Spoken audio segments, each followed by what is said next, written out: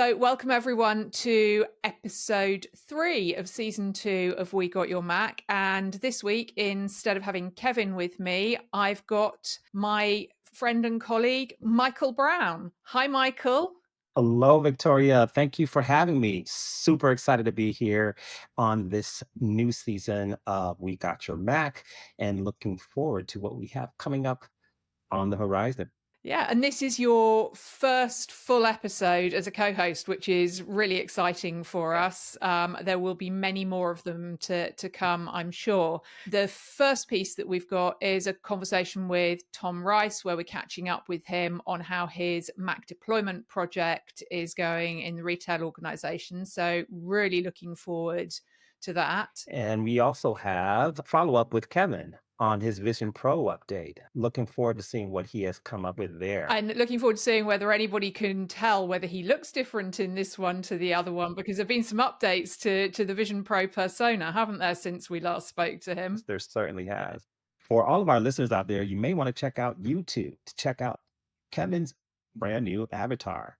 It should be really epic. So make sure to visit that. With that, then, I guess we can just go straight into our conversation with Tom. I'll catch you later, Michael. See you in a bit.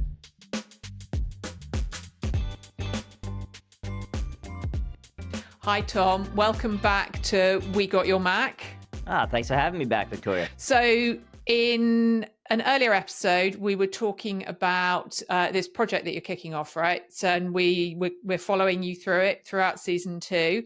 So you've introduced us to the customer. We talked about who they are, retail organization, USA wide. They're using mobile devices in their retail stores and then Mac in back office functions. And you and your team are working with them to get all of that up and running and working smoothly. So everybody's happy. The user experience is brilliant. The customer experience therefore becomes brilliant. And their employees are going to be happy and more effective. So how's it going so far? It is going well. We're definitely making progress. The big challenge, as in any good project, was how do we get started? Where do we begin? We talked about the last time, and this was a significant mind shift from the way they typically do their IT environments, and the whole concept of deploying Macs was new to them. So question one, how do we get started? So they have all their devices typically shipped in a variety of manners. Some go right to the retail locations, some go to their back offices. So the biggest concern was, how do we get these devices set up? We're used to imaging PCs. The concept of imaging on Mac for iOS devices is not a thing. So where do we begin? So our first concern was, well, let's address management before we get to setting them up. We first need to know how they're going to be set up and how they're going to be managed. So we worked with the customer to pick a leading MDM vendor. MDM stands for Mobile Device Management. It is an Apple protocol that is designed to manage, configure, and help deploy applications to Apple devices, either iOS or Mac. So anytime you hear the phrase MDM, you'll hear many multi-vendors say they offer an MDM solution. It's simply implementing Apple's MDM protocol attached with maybe some other features and functionality to help manage devices. So we helped them pick out a leading MDM vendor's product that was able to give them all the functionality that they were looking for. And we'll talk about this a little bit more later, but this was deploying security configurations, deploying applications, deploying other management settings, such as locking down certain areas of the devices they didn't want to have access to, or putting them, or automatically launching their POS application, and generally pushing out configurations over the air without the intervention of IT staff. So these devices, once connected to an MDM solution, once they're connected to an internet, there's retail stores network, the company network, or perhaps even at home, depending how these devices are being used, they will reach out to the MDM solution and will say, hey, do you have any configurations for me? And the MDM solution say, I got a new app for you. I have a new security configuration for you. Here you go. So that immediately took the concern of where do these devices need to go away from the customer, because we knew we could ship them directly to the end user or to the retail location and have them set up wherever they were. And this isn't just a one-time thing, right? If we use this over-the-air provisioning to set them up, we're also able to keep them updated and keep them managed using the same technology. So it's all seamless for them. Nobody has to take anything back to an office to get it updated, or we don't have to be sending technicians out the whole time. Correct. This is so if they have an update to the point of sale app, which we talked about, that they want to push out, we can push out a new version of that app. It'll just replace the existing version. If they decided that, they want their screens to lock after 5 minutes as opposed to 15 minutes like they originally set up, we'll just change that configuration. And it'll get sent to the either all the devices or the devices that they have in scope. Perhaps they have different configurations for their HR department as they do some of their frontline workers based upon security concerns. So we'll target custom configurations specifically to those departments that can all be done centrally. And as you can imagine, this significantly reduces the burden upon IT staff. Since it's all done centrally, most locations may not even have an IT person on site, especially those retail locations. It's very expensive to send out contractors or to maintain a full-time employee in various locations. So having somebody or a team of people in a centralized location makes configurations easier to deploy, reduces overall costs and complexities significantly. And it sounds like if people have different needs, we're deploying different things, because at one point everybody was going down the route of standardized builds. So basically everybody got the same stuff, and for some people it worked really well, and for other people they had a load of stuff that they didn't need to use. But it sounds like the over-the-air provisioning, and I guess this isn't a Mac only thing, it makes it much easier to really be much more granular about giving individuals what they need on their device, so they haven't got a load of other stuff taking up real estate and getting in the way of the things that they need to use.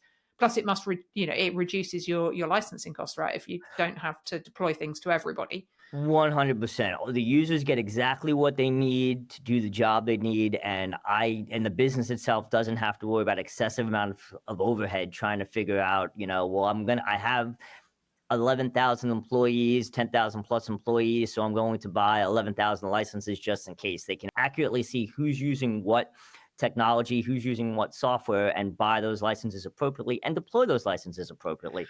The other great thing about most of these solutions is they have user portals where users can go in and select their own applications that may not have originally been deployed, but that they find out due to their job role that they now need.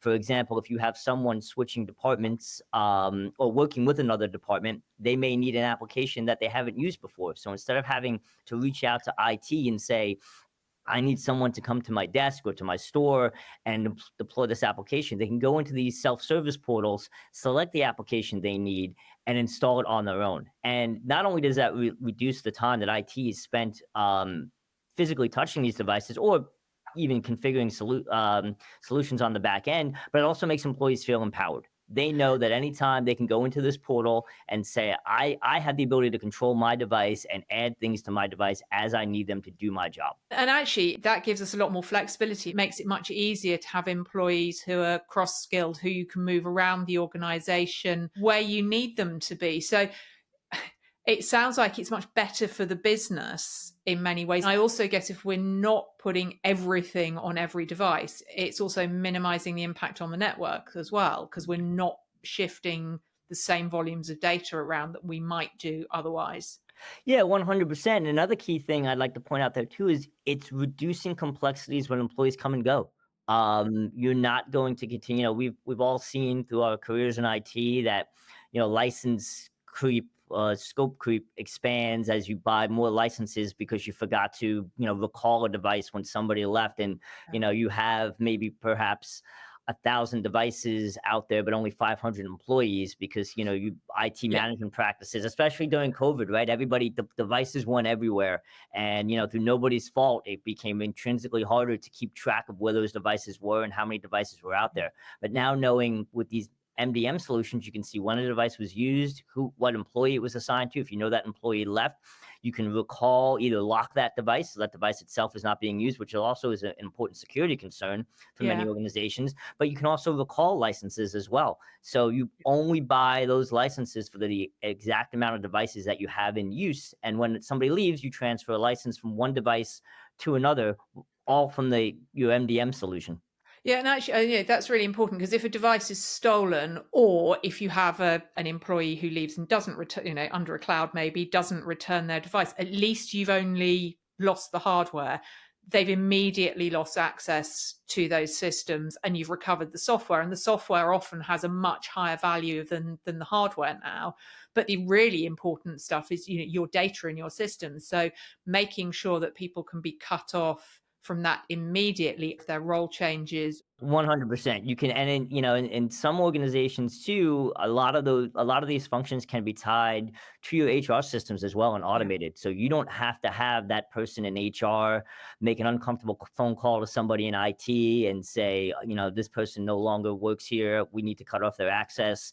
Those HR systems can do some automated processes on the back end that go to your management systems and lock those devices based upon it, the exact moment an employee leaves. These are obviously advanced, setups and a bit beyond the scope of what we're talking about now, but it's certainly possible, and it certainly reduces the complexities going down the road for people management as well as IT management. So for people investing in these kind of tools, actually, they are future proof. So they might not need all of that functionality right now, but their next HR system upgrade, for example, they can link those workflows together because they now know they've got the technology to be able to do that piece as well. 100%. And, it's all about linking everything together. And where that starts, and one of the challenges we had with this company as well, is how do we link these devices to this MDM solution? Where do we get started? So I'm going to throw another piece of jargon at you, which is we had to get this organization set up with an ABM account, which is known as an Apple Business Manager account. So an Apple Business Manager account, for those who don't know, is the key starting point for managing Apple devices. Working with an Apple Business Manager account, you can take devices in that account and automatically have them enrolled in your mobile device management solution from the moment that they're turned on and connected to the internet. So there is no downtime between when a device is activated and when it gets managed. So if it disappears in transit, there's no value in those devices anymore, right? For wherever they're disappearing, because they are unusable. Correct. And, for those people who have turned them on and thought that they were going to use them, and maybe they got to a certain point and said, oh, I found a device that's sitting on a doorstep I could turn on and use. Companies will realize this device has been turned on and lock it down. Devices that when they're turned on, in order for them to complete the enrollment steps, they need a valid employee's credentials to log in and use the device. For those of you who have personal devices and you ever tried to reset your device and it says, hey, you need your Apple ID and password to log in, that's a feature known as activation lock. This takes it to another level as well. This adds another level of security on top of that and says, we're also only locking it down so that you're getting, these features that we enable. And oh, by the way, if you're not supposed to be using this device, we're going to lock it in its entirety after the fact. That's good to know. I mean, I did have on one memorable occasion as an asset manager looking at my dashboard and discovered that some of the missing devices started appearing in my database on Christmas Day as, Fred's laptop, Joe's laptop, whatever, because they had gone missing and clearly been sold and given to people as gifts. It seems that now we've entered a world where it's not going to be worth people doing that. No, and it's very hard if somebody were to try and get a little creative and think I'm going to erase the device and I'm going to start over because I know better than this particular company. That they're going to get presented with that same screen every time. That's great news for companies, because that kind of shrinkage can be quite a significant cost. Not just in terms of the asset loss, but in terms of the lost productivity when you've got somebody who's without a device for a period of time where you're trying to work out, is it just that the courier's delayed or has it actually vanished forever? So that sounds like there's some really useful features there. So now you know how you're starting. We know these things are going out with over-the-air provisioning. We know these guys are all going to soon be getting their new devices deployed, lovely shiny mobile devices in their retail outlets, lovely shiny laptops in the back office, and hopefully there won't be too many stumbling blocks as you go along this process. No, I hope so as well, and we look forward to updating you along the way. Thanks ever so much, Tom. We'll talk to you again soon. Talk to you soon. This episode of We Got Your Mac is brought to you by SHI Zero-Touch X. When your employees need the latest devices shipped directly to their home or local workplace and ready to go with the right apps, accounts, and privileges, Zero-Touch X is a game changer. Zero-Touch X supports macOS, iOS, Windows, Android, and Chrome OS, helping support employee choice programs, improving user productivity, and reducing the overhead on your internal IT teams. Give your device lifecycle the X factor. Check the show notes or search SHI Zero-Touch X today.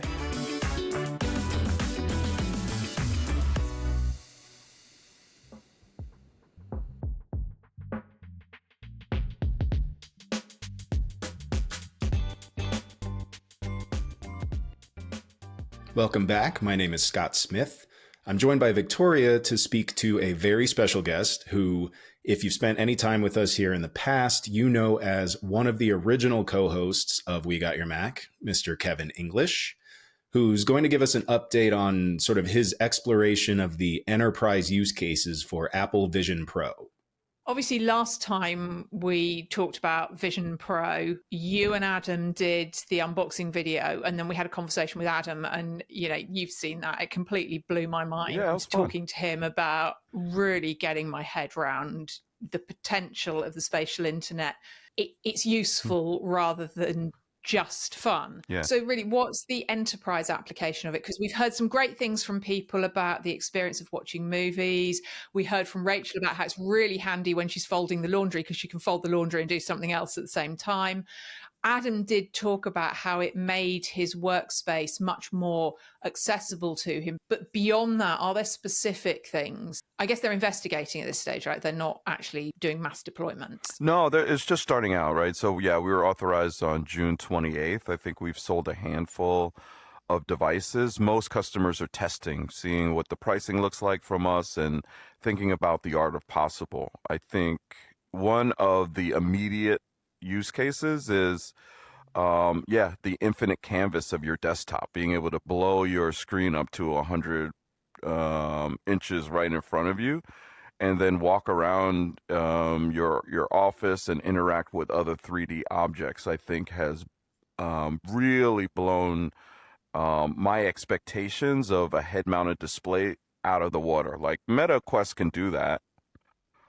But to your point, it's more suited for the gaming experiences. It's not exactly the place where you want to be working in an Excel document. So this might be the answer to all of my trauma over my pivot tables that I have every month. I can't tell you that. I think you need AI for that. I don't think Vision Pro. But it's like when you're in your pivot table and you're doing your analysis, you're having fun. Because you're seeing it in 4K on both sides. You have maybe iTunes open on the left and you're listening to your favorite jam while you're in Excel. It just changes. It doesn't feel like work, even when you're working. I'm guessing also, as you said, you can blow it up. So that means I'm not trying to fit so much stuff on the screen that I'm looking at kind of 6-point text to try and make sure I've got everything I need in that space. Because I find things kind of overflow my screens on a regular basis. It's true. And then simple gestures like this will allow you to make that change and immediately blow up your website or the application or the text. You're not even using a keyboard or a mouse in a lot of cases. You're just using these new gestures that, just make it easier for you to interact with content in a 3D perspective. So it seems like a lot of, and I think rightly so, a lot of the updates and improvements that they've been making, A, are kind of incremental, and B, are really kind of focused on consumers. The updates that you'll find from Apple generally are targeted to you, the individual, because as a consumer, you go to work, and at work, you'll start to get used to using those same features and functionalities that you do in your consumer life, like you did on your iPhone, your iPad, your Mac, in a work environment. And so I do see mind-blowing type of updates. Yes, it looks like it's for the consumer, but you'll have to remember that every consumer at some point in time goes to work. And so I think Apple has done a really good job about focusing on the individual and then allowing the enterprise to sort of manage it in a way that enables people to work the way they want to in their home life. But I think that's a very astute question about, how the updates seem to be, more consumer friendly than enterprise. Yeah, I think it's something that has come up in other conversations, but it seems to be sort of one of the differentiators, that Apple is very much still focused on that individual, which maybe is one of those things that makes businesses feel that this is still these are still consumer products. That's where their focus is. But as you say, it's individuals who go to work. We are thinking more about that employee experience, because happy employees make for happy customers generally. So actually having technology that's focused on your employees as individuals rather than as an amorphous mass is something that makes sense, particularly with Gen Z coming up the ranks, who are much more about the individual than community in many ways. Yeah, it's interesting. The largest sort of request we got was from a financial organization. And I said to my contacts at Apple, I didn't expect finance to be the first out leveraging this at work. And so we are starting to see folks who are consumers go to work and want to remove the amount of screens from their desktop. So he gave me the example of a day trader who's got 6 different screens up, and it's a 2D experience. Well, they're able to immerse themselves into, now the Bloomberg terminal app is ported for Apple Vision Pro. And so there's specific use cases in finance that you can remove all the displays. And I know you like your displays, Victoria. And then as individual organizations start to create their own applications, then you're really starting to see enterprises move from the sidelines, just extending their desktop, into purpose-built solutions. And so that Bloomberg app was one that I saw that was really, really cool. Most customers are far away from that. Interestingly enough, if you can develop on iOS, you can develop for Apple Vision Pro. So I think it's only a matter of time before more custom content comes out. I'm curious, going back to the enterprise portion of it, the MDM capabilities of it. Right now, you can enroll it in MDM, but it is account-based enrollment. And so right now you can't do automated device enrollment, so they can't be supervised. So you have a lot less control over the device itself. And I'm curious if that's a concern, if anybody's even paying attention to that yet. Yeah. Is MDM something that customers are concerned about at all? Or, how far does that go, and how much of a concern is that? It's a really important question. I think it's paramount. I think MDM is the difference between success and failure of a new device in the enterprise. You're right in saying that it's limited today. There is a limited amount of things that you can do.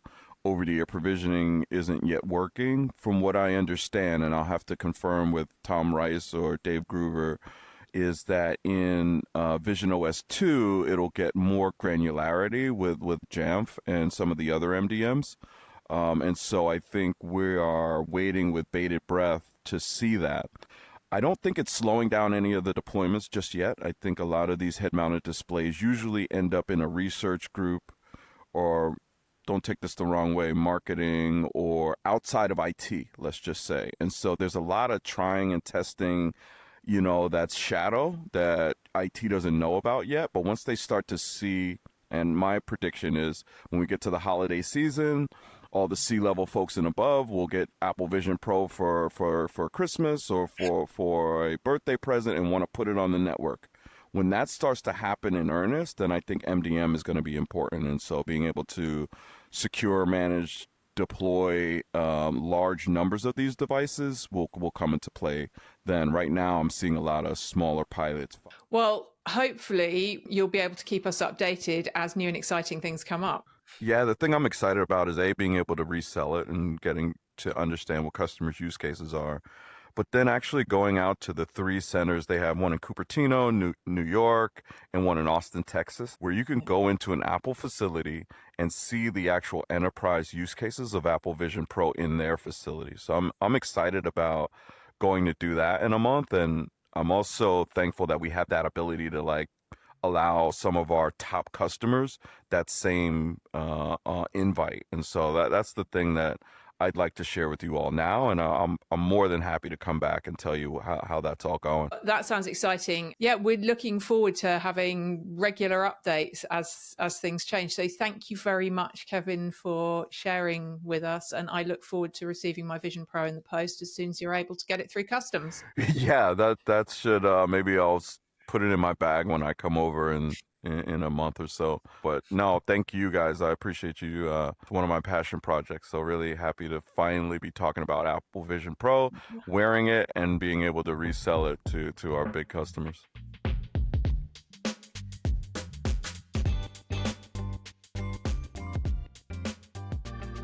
Wow, that was very impressive, wasn't it? And wasn't it great to see Kevin with his avatar? Man, it must have broke the bank regarding his wardrobe and the makeup stylist and, that background. I'm telling you. Maybe that's my business case for getting one. I could not being given a hair and makeup wardrobe budget. Maybe I can have a Vision Pro instead. What about these incredible insights that we were able to get from him on the immersive screen experience? Imagine looking at Excel. That must be great. Everybody thinks of these headsets and thinks of doing really cool, new, cutting edge stuff. But I heard somebody on the radio in the UK talking about it at the launch event and saying she tried all these things, but actually the thing that jumped out of her was when she was doing a bit of stuff in Excel for work. And that was the game changer for her. So I think that it sounds like we've got a lot of ideas about where the enterprise application will go. But as Kevin said, we need to get the management right. I could only play to my own scenario. I have about 3 screens, and I don't think they're enough. I still need more space. I need more room. Start getting your business case sorted out. And what about the success in the enterprise and depending on the development of custom applications and the integrations within the enterprise? That's going to be unique, right? Yeah, we just don't know at the moment what that's going to be. And people don't necessarily know how they're going to use it. But then I don't think they knew how they were going to use an iPhone when they first started out. And yet we've got Tom talking about iPhones being used in retail to help people check out wherever they are in the store. And I thought it was interesting that Kevin called out the need for MDM, given that purely coincidentally, Tom was also talking about the importance of being able to manage Macs for people who are bringing them into a Windows environment. So it's kind of the same thing on a different scale. If you've got a Windows environment, you're bringing in a load of Macs, you're worried about the management more than anything else. Vision Pro, new device, even if you've got Mac, you're still worrying about how to manage it because security is so important and management is so important in organizations now to make sure we know what's happening with these devices. Absolutely. And I think that's something we need to think about a bit more generally, because we've moved down this route of, we tend to give everybody the same thing within the organization. And what we're starting to see and why there's more interest, I think, in Mac in the enterprise generally at the moment is people saying, well, actually, I need something different to do my job. And we're starting to be more considered about giving people the right equipment for their role, thinking about their needs as individuals doing different jobs. But that brings with it those concerns about, can I still control it if it's not all absolutely the same? That's all a valid concern, very definitely. Absolutely. I guess that's it for this week. We've had an exciting time. Don't forget, as Michael said, go check out Kevin and his persona on YouTube to find the link to that and to other resources and previous episodes of We Got Your Mac. You can visit wegotyourmac.com. We look forward to joining you again for another episode soon. See you later.